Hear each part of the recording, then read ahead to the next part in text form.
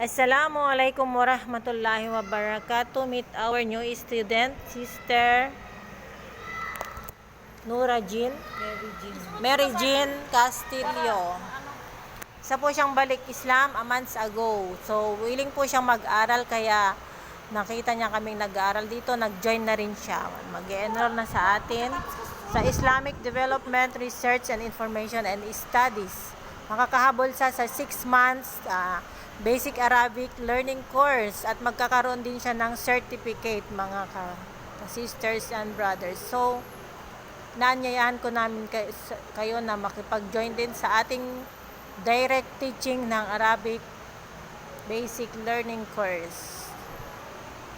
Jazakallah khair. Salam, may Allah guide us always to the right path.